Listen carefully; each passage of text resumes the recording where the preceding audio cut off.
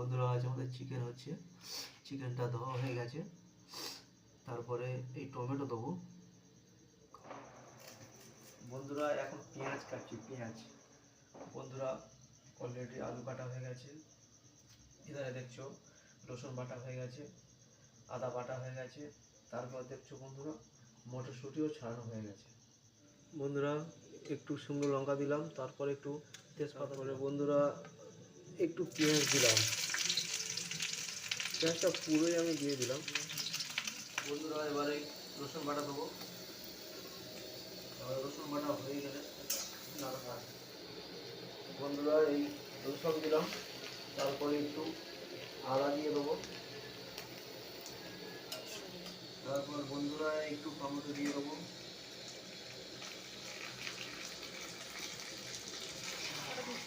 বন্ধুরা একটু লবণ দিলাম পরিমাণ মতো, তারপরে একটু হলুদ দেবো পরিমাণ মতো, 2 চামচ দিলাম।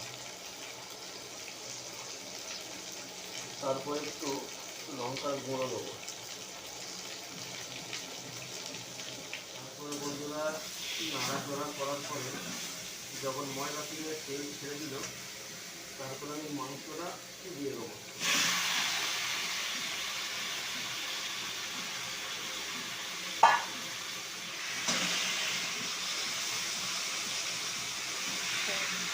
বলো বন্ধুরা মাংসটা ভালো করে কষার পর আমি একটু চাপা দিয়ে দেবো। তারপর বন্ধুরা ছাড়ানো মটরশুঁটিগুলো দিয়ে দিলাম। বন্ধুরা দেখা পাচ্ছ মাংসটা কষে নেওয়ার পরে আমি একটু জল দিয়ে দিলাম। বন্ধুরা আমাদের মাংস রান্না হয়ে গেছে, এবার আমরা খেতে বসবো। খেয়ে কেমন লাগলো তোমাদেরকে জানাবো। ব্যাস, খুব সুন্দর সেন্ট উঠছে, সুন্দর সেন্ট উঠছে বন্ধুরা। উফ, গরম গরম জিরা কারির চালের ভাত আর চিকেন।